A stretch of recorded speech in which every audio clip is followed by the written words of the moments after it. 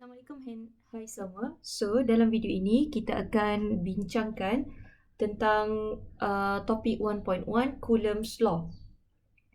So, dalam video ini saya akan fokuskan kepada 1.1a which state the Coulomb's Law and 1.1b sketch the electric force diagram.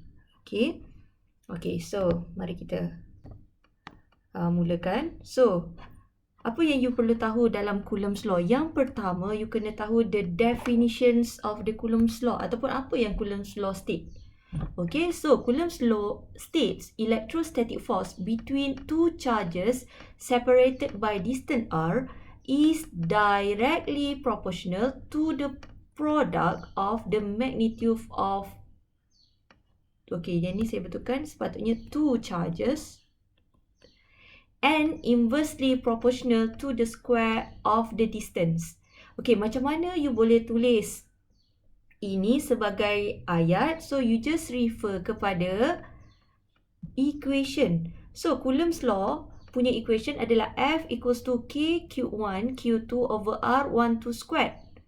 Okay, so for example, if you have two charge, positive charge and negative charge. So, this one would be your Q1 and this one would be your Q2.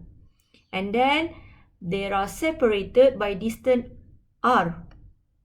Okay, so daripada mathematic equation here, you can see that our electrostatic force is directly proportional to the magnitude of two charge. So Q1 ni represent apa? Okay, Q1 ini represent kepada magnitude of charge 1. Okay, so Q1 you ni kat sini. And then Q2 represent kepada magnitude of the charge 2. Which is the negative charge, and R12 represent distance between the two charges. Okay, distance. And then K di sini refer kepada Coulomb constant. Okay, yang ni jangan risau, dalam exam dia akan bagi which is the value is 9 times 10 power of 9 Newton meter squared per Coulomb squared. Okay. Okay, tapi make sure all of the quantity in this equation must be in SI unit. Okay. Okay, SI unit untuk charge mesti, okay, kedua-dua ni mesti dekat dalam unit Coulomb. And then distance mesti dalam unit meter. Okay. And then kebiasaannya charge dia akan berikan, contoh Q1 diberi dalam unit, okay, microcoulomb. Okay, then you have to convert into Coulomb. 3 times 10 power of negative 6 Coulomb. Yang nilai ni yang you have to substitute into this equation. Okay. And then, distance juga kadang-kadang soalan beri R in unit of centimeter. For example, 2 centimeter. Then you have to convert into meter. 2 times 10 power of negative 2 meter. Baru you boleh plug in into the equation. Otherwise, you will get wrong. Okay. And then what is the unit for the force? Okay, unit for the force adalah just Newton. Okay. Okay, really easy. Okay, and then the third one, what you have to know about Coulomb's Law, you have to know on how to sketch the graph, okay, between F against 1 over R squared and F against R. Yang ni sangat suka ditanya dalam exam. Okay, tapi yang suka ditanya yang ini. Okay, sebab apa? Yang ini is very easy. Relationship between force against 1 over R squared, very easy. Okay, from equation, okay, I write down again. F equals to K Q1 Q2 over R12 squared. Okay. Okay, you nampak dekat sini. Fu adalah directly proportional to 1 over R squared. Okay, so dia punya graph untuk relationship between force dengan 1 over R squared, just straight line. It's really easy. Okay, but then for relationship between force and R, you have to know that dia punya graf dia mesti begini. Okay. Okay, ni kena tahulah. Okay, and then the last one, you have to know on how to sketch for electric force diagram. Yang ini sangat-sangat penting yang you kena tahu. Sebab apa? Ini adalah benda yang paling penting you kena buat sebelum you menjawab soalan electric force. Okay. Untuk electric force diagram, benda paling basic yang you kena tahu adalah ni, apa terjadi bila you put same charge dengan different charge. Okay, bila you put same charge together, it will repel. Ni very basic lah. Bila you ada opposite charges, apa terjadi? Dia akan attract. Yang ni you kena tahu. Okay. Okay, so di dalam gambar ini, I ada Q1 and Q2. So, Q1, I ada positive charge and Q2, I ada negative charge. Okay, my question, for example, draw electric force diagram on Q1. Okay, yang ni you kena tahu. Bila ada perkataan on, you have to beware, be careful. On dekat sini maksudnya, kalau I akan fikir, apa yang terjadi kepada Q1? Dia akan attract ataupun repel. Okay, sekarang Q1 duduk di sebelah Q2 which is negative charge. So, apa akan terjadi pada Q1? Dia akan tertarik kepada Q2. Okay, so bila you nak lukis dia punya force diagram, pastikan you punya force adalah along the line joining the two charges. Okay, yang ni I dah buat dotted line. Okay, line ni join those two charges, betul? So, my free body diagram mesti align along the lines. Okay, so since kita cakap tadi Q1 and Q2 akan attract. Okay, dia akan attract. So, apa akan terjadi pada Q1? Dia akan pergi ke kanan. Okay. So, untuk electric force diagram, bukan saja perlu lukis arrow. You perlu juga label. Macam free body diagram yang you lukis sewaktu semester 1. Okay. So, macam mana nak label? Okay. You akan label sebagai F. Okay. Untuk menunjukkan bahawa kita punya arrow itu menunjukkan daya yang dikenakan terhadap Q1 oleh Q2, so you akan tulis sebagai F12.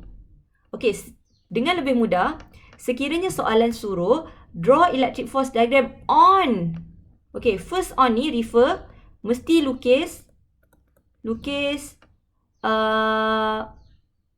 force diagram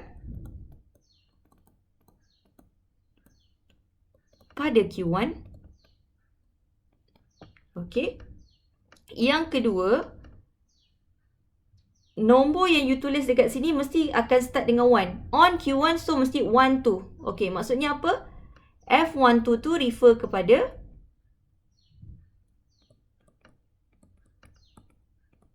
label start dengan 1. Okay, ini memudahkanlah. Maksudnya on Q1, so mesti F12. Okay. Kalau I tukar sikit soalan, okay, I cakap draw electric force diagram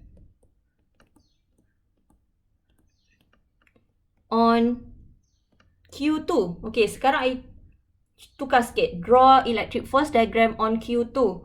Okay, sekarang on itu pada Q2. Okay, so Q2 sekarang ini adalah negatif. So, apa akan terjadi pada negatif ni? Dia akan tertarik kepada Q1. Jadi, bila kita nak lukis, kita akan lukis dia ke kiri. Betul? Dan macam mana kita nak label dia? Okey, ataupun, okey, so I akan label kat sini sebagai F21. Okey? Okey, kalau kita tak nak dia bertindih kat sini, boleh je lukis kat sini, tak ada masalah pun. So, F21. Okay, kalau I tak nak lukis yang ni. Okay, sebab nampak macam serabut. Okay, so I letak F21 dekat situ. Okay, so bila you nampak perkataan on, yang pertama kena fikir, oh, apa yang terjadi pada Q2? Dia akan tertarik. Okay, tertarik ke mana? Tertarik ke kiri. And then bila you nak label, you kena fikir on Q2, so you kena tulis 2 dulu, baru 1. Okay. Okay. And then sebenarnya magnitude untuk F12 dan F21 adalah sama. Okay, so magnitude F12 dan F21 adalah sama. Okay, it is actually applied Newton's third law. Okay. Okay, but then the difference is since F12 direct to the right and F21 directed to the left, even though the magnitude is the same, but then the direction is in opposite direction. So you have to put negative here. Okay. Okay. Jelas ya? Okay, and then we move on to the next example. Okay. The question asking for draw electric force diagram on Q2. Okay, bila ada perkataan on Q2, kita kena tengok charge Q2. Okay, sekarang positif. Okay, and then apa akan terjadi kepada Q2? Dia akan ditolak, akan tertolak, akan repel. Okay, oleh Q1. So, dia akan bergerak ke kanan. Betul? So, kita punya electric force diagram akan directed to the right. And then macam mana kita nak label? Mestilah kita akan label dengan F and then you subscript dengan, okay, mesti since on Q2, so dia mesti 2, 1. Okay. It's really simple. Okay, kalau I tukar sikit, okay, draw electric force diagram on Q1. Okay, sekarang I tukar on dia pada Q1. Okay, so bila pada Q1, apa akan terjadi pada Q1? Dia akan repel. Okay, dia akan ditolak oleh Q2. Tapi ke arah mana? Ke arah kiri. So, kita akan lukis arrow ke kiri. But then, the difference adalah macam mana kita label dia. Okay, since dia cakap on Q1, so you mesti label sebagai 1, 2. And then it is actually magnitude of F21 is equals to F12, but the difference is in direction. That's why we have to put negative sign. Okay. So, itu sahaja untuk konsep Coulomb's law. And then, selamat mencuba untuk tutorial question. Thank you.